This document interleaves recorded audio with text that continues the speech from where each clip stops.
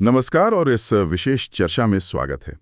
आज हम इतिहास के एक बहुत खास पन्ने को खोल रहे हैं। जी 26 जनवरी 1931 जी और वो भी कलकत्ता के नजरिए से। जी हाँ, ये तारीख जो है डायरी का एक पन्ना पाठ के जरिए हमारे सामने आती है। और ये सिर्फ एक दिन का लेखा जोखा नहीं है। अच्छा। हाँ, बल्कि उस दौर का जो जज्बा था, जो टकराव था, जो संकल्प था, उसकी एक बहुत साफ झलक है इसमें। हाँ, हमारे पास भी इसी पाठ से जुड़े कुछ सवाल जवाब और उसका एक सारांश है।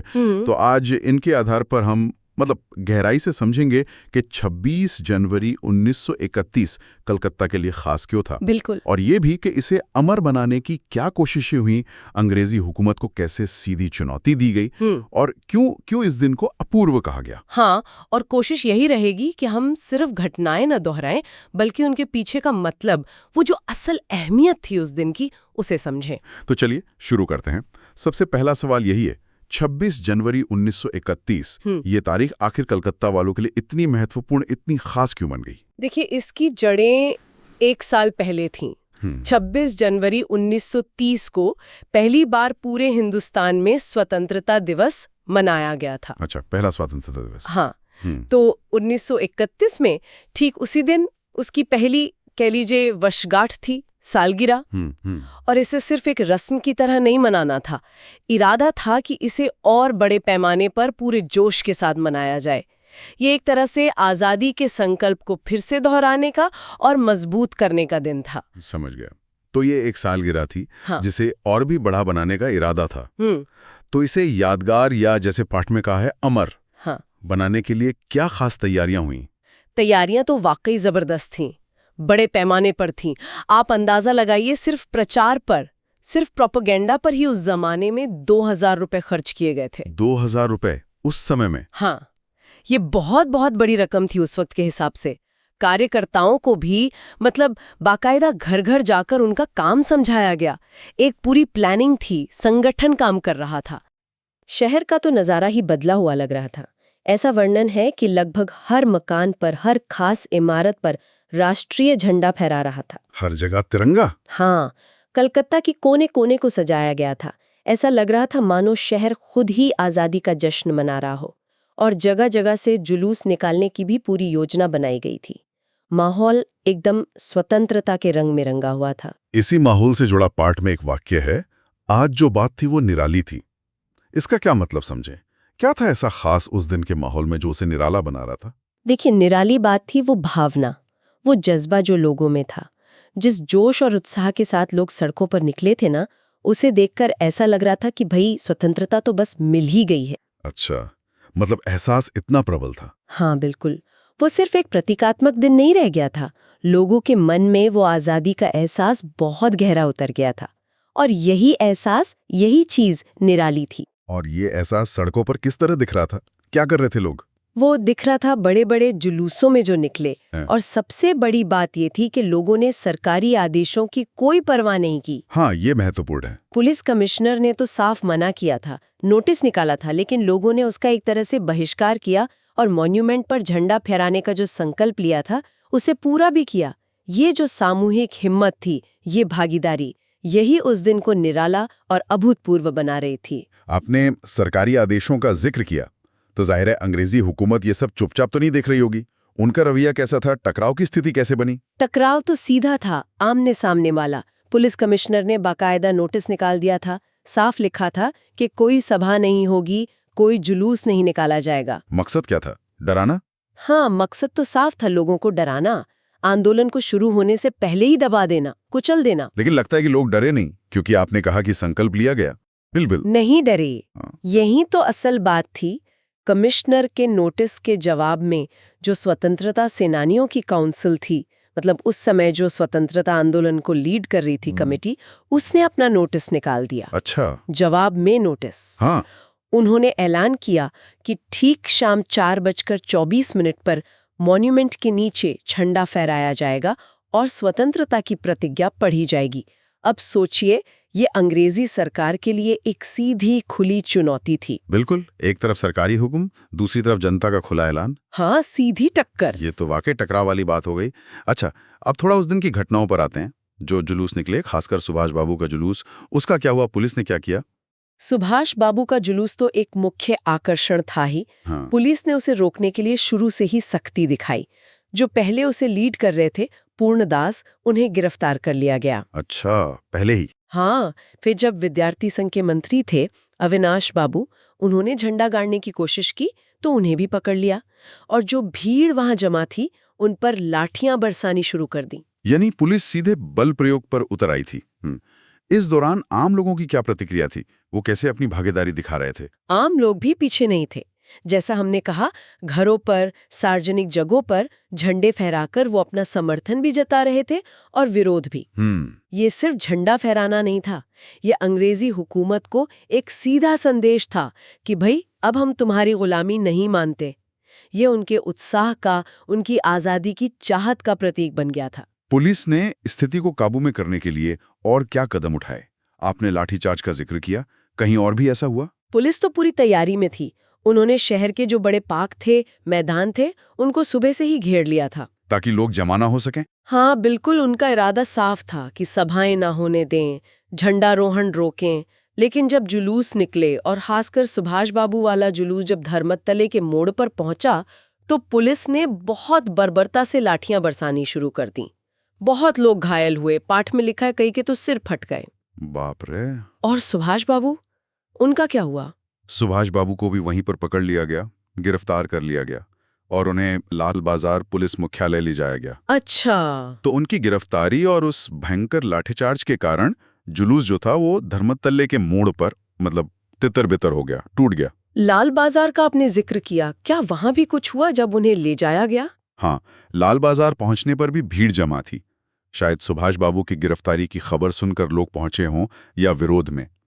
पुलिस ने वहां भी फिर से लाठीचार्ज किया। फिर से? हाँ। कई लोग घायल हुए, गिरफ्तारियां भी हुईं, लेकिन पाठ ये बताता है कि इस दमन के बावजूद लोगों का जोश कम नहीं हुआ, वो जुनून के साथ डटे हुए थे। और जब धर्मतल्ले पर जुलूस टूटा तो पाठ में जिक्र है कि कुछ स्त्रियां वहीं मोड़ पर बैठ गईं। हाँ, ये एक बहुत खास बात है। जब मुख्य जुलूस टूट गया पुलिस के लाठीचार्ज से, तो करीब 50-60 महिलाएं थीं, वो वहीं मोड़ पर बैठ गईं। उन्होंने अपना विरोध जारी रखा। ये तो कमाल है। हाँ, ये दिखाता है कि वो सिर्फ जुलूस में शामिल भीड़ का हिस्सा नहीं थी, वो सक्रिय रूप से मोर्चा संभाल रही थीं, लीड कर रही थीं। तो इस पूरे घटनाक्रम में महिलाओं की भूमिका पर थोड़ा और बात करते हैं। ये कितनी अहम लगती है आपको? उनकी भूमिका तो असाधारण थी, बेहद अहम। वो सिर्फ जुलूसों में शामिल नहीं हो रही थीं, बल्कि कई जगहों पर वो नेतृत्व करती हुई दिख रही थीं। और मॉन्यूमेंट पर जो हुआ वो तो सच में कमाल था। क्या हुआ था मॉन्यूमेंट पर? सोचिए, एक तरफ पुलिस लाठियां बरसा रही है, गिरफ्तारियां कर रही है, सुभाष बाबू गिरफ्तार हो चुके हैं, और दूसरी तरफ महिलाएं पूरे साहस के साथ मॉन्यूमेंट की सीढ़ियों पर चढ़ रही हैं, झंडा फहरा रही हैं और स्वतंत्रता की घोषणा पढ़ रही हैं। पुलिस के सामने? बिल्कुल, पुलिस के सामने, उनकी लाठियों के बावजूद। क्या उन पे भी लाठीचार्ज हुआ? हाँ, पुलिस ने उन पर भी लाठियां बरसाईं, लेकिन वो पीछे नहीं हटीं। उस दिन का आंकड़ा है करीब 105 महिलाओं की गिरफ्तारी हुई। 105 महिलाएं? हाँ, ये सिर्फ एक नंबर नहीं है, ये उस समय के जो सामाजिक बंधन थे उनके टूटने का एक बहुत शक्तिशाली प्रतीक था। महिलाओं का इतनी बड़ी संख्या में सड़क पर उतरना, सीधी राजनीतिक कार्यवाही में हिस्सा लेना, गिरफ्तारी देना, ये अपने आप में स्वतंत्रता की एक अलग ही घोषणा थी। इसने आंदोलन को एक नई ताकत दी, एक नैतिक बल दिया। इतने सारे लोग घायल हुए थे लाठीचार्ज में, उनकी देखभाल के लिए क्या कुछ हुआ? डॉक्टर दासगुप्ता का जिक्र आता है पाठ में। हाँ, डॉक्टर दासगुप्ता की भूमिका भी बहुत महत्वपूर्ण थी। वो जुलूस में जो घायल लोग थे उनकी देखभाल तो कर ही रहे थे, उनका इलाज कर रहे थे, लेकिन साथ ही वो एक और बहुत जरूरी काम कर रहे थे। वो घायलों की तस्वीरें उतरवा रहे थे। तस्वीरें घायलों की? उसका क्या उद्देश्य रहा होगा? उद्देश्य तो बहुत साफ था। ये सिर्फ एक रिकॉर्ड रखना नहीं था, ये अंग्रेजी दमन का, उनकी बर्बरता का दस्तावेजीकरण था। सबूत की तरह? हाँ बिल्कुल। इन तस्वीरों को फिर अखबारों में, पर्चों में छापकर पूरे देश में फैलाना था, ताकि सबको पता चले कि कलकत्ता में स्वतंत्रता सेनानियों के साथ कैसा जुल्म हो रहा है। ये ब्रिटिश हुकूमत जो दावे करती थी, उनके खिलाफ एक मजबूत सबूत था। और शायद ये दिखाने के लिए भी कि कलकत्ता पीछे नहीं है। निश्चित रूप से ये तस्वीरें ये भी साबित करने के लिए थीं कि कलकत्ता कलकत्ता जिस पे कई बार ये कहा जाता था कि वहाँ ज्यादा सक्रियता नहीं है, वहाँ भी लोग कितनी गंभीरता से, कितनी कुर्बानी देकर आज़ादी की लड़ाई लड़ रहे हैं। ये कलकत्ता के जज्बे का प्रमाण था पूरी दुनिया के लिए, पूरी देश के लिए। पाठ में एक जगह कानून भंग का जिक्र आता है। ये कौन सा कानून था? और पाठ के नजरिए से देखें तो क्या इसे भंग करना सही था? यहाँ बात हो रही है अंग्रेजी सरकार के उस आदेश या कानून की जिसके तहत सभा करने पर, जुलूस निकालने पर पाबंदी लगा दी गई थी। हाँ, वो कमिश्नर वाला वोटिस। बिल्कुल। तो पाठ क्योंकि स्वतंत्रता आंदोलन के नजरिए से लिखा गया है, उसमें इस कानून को तोड़ना न सिर्फ उचित बल्कि जरूरी बताया गया है। जरूरी क्यों? तर्क ये है कि अंग्रेजी शासन ही अपने आप में अन्यायपूर्ण था। वो भारतीयों पर जबरदस्ती थोपा गया था।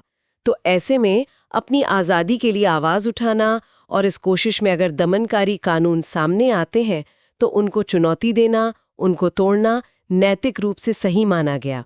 ये ज़रूरी है ध्यान रखना कि ये उस समय के स्वतंत्रता आंदोलन का दृष्टिकोण है जो पाठ में हमें मिलता है। अब उस सवाल पर आते हैं जो शायद सबसे अहम है इस पूरी चर्चा का। इतनी हिंसा हुई, गिरफ्तारियां हुई, लोग बुरी तरह घायल हुए, इसके बावजूद इस दिन को अपूर्व क्यों कहा गया? अपूर्व मतलब जो पहले कभी ना हुआ हो। हाँ, ये कई मायनों में अपूर्व था। पहली बात तो ये कि कलकत्ता में इतने बड़े पैमाने पर, इतने संगठित तरीके से ऐसा प्रदर्शन पहले कभी नहीं हुआ था। अच्छा, स्केल बहुत बड़ा था। ही खुली चुनौती, वैसा टकराव, वैसा आमना सामना पहले देखने को नहीं मिला था। और क्या बातें थी जो इसे अपूर्व बनाती हैं? पूरे शहर का माहौल, हर तरफ राष्ट्रीय झंडा, लोगों में वो जो अभूतपूर्व उत्साह था, महिलाओं की इतनी बड़ी संख्या में भागीदारी और फिर गिरफ्तारी देना, ये सब अपने आप में अनूठा था, पहले नहीं हुआ था। हाँ, 105 महिलाओं की गिरफ्तारी। जी, और करीब 160 लोगों का घायल होना, ये आंकड़े भी उस दिन के संघर्ष की गहराई बताते हैं।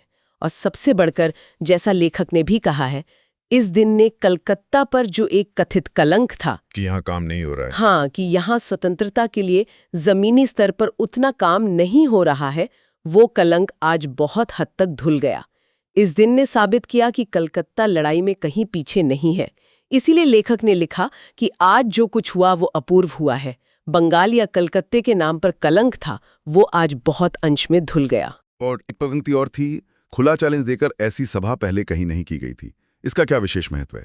इसका महत्व यही है कि ये कोई लुका छिपी का खेल नहीं था। सरकार ने पाबंदी लगाई और आंदोलन करने वालों ने ठीक उसी जगह, उसी समय पर कार्यक्रम करने का ऐलान कर दिया। ये सीधे सीधे सत्ता को ललकारना था, खुल्लम खुल्ला। हाँ, आमने सामने। बिल्कुल, ये कहना था कि हम तुम्हारे दमनकारी कानून को नहीं मानते। इस तरह का सीधा खुला चैलेंज देकर सभा करने की कोशिश, ये अपने आप में अभूतपूर्व थी उस समय के लिए। तो आज हमने देखा कि 26 जनवरी 1931 कलकत्ता के लिए सिर्फ एक तारीख नहीं थी। ये जन उत्साह, साहस, सरकारी दमन और शायद सबसे खास अभूतपूर्व महिला भागीदारी का प्रतीक बन गई। बिल्कुल, एक ऐसा दिन जिसने शहर की जो भूमिका थी स्वतंत्रता संग्राम में, उसे एक नई पहचान दी। बिल्कुल। और ये दिन दिखाता है कि कैसे आम नागरिक भी अगर संगठित हो जाएं तो अन्याय करने वाली सत्ता का कितनी दृढ़ता से सामना कर सकते हैं। लोगों ने अपनी आज़ादी की इच्छा को बहुत जोरदार तरीके से सामने रखा। हाँ, कीमत चुका कर भी। हाँ, भले ही उसकी भारी कीमत चुकानी पड़ी, लाठियां सही, घायल हुए, जेल गए। ये आम लोगों की, विद्यार्थियों की और खासकर महिलाओं की सामूहिक शक्ति का एक जबरदस्त प्रदर्शन था। इसने निश्चित रूप से कलकत्ता की उस छवि को बदला होगा। निस्संदेह। और मुझे लगता है कि ये घटना सिर्फ कलकत्ता तक ही सीमित नहीं रही होगी। इसका असर, इसकी गूंज पूरे देश के स्वतंत्रता आंदोलन में महसूस की गई होगी। और यहीं से जुड़ा एक विचार हम अपने श्रोताओं के सोचने के लिए छोड़ जाते हैं। हमने डॉक्टर दासगुप्ता द्वारा खिंचवाई गई उन घायलों की तस्वीरों का जिक्र किया था। जी, जरा सोचिए, जब वो तस्वीरें अखबारों और पर्चों के जरिए कलकत्ता से बाहर निकली होंगी, देश के दूसरे हिस्सों में पहुंची होंगी, तो उन्होंने वहां चल रहे स्वतंत्रता संग्राम पर क्या असर डाला होगा? क्या उन तस्वीरों ने कहीं और विरोध की आग को और भड़काया होगा, या अंग्रेजी हुकूमत की छवि को और ज्यादा कमजोर किया होगा दुनिया की नजरों में? इस पर विचार जरूर कीजिएगा।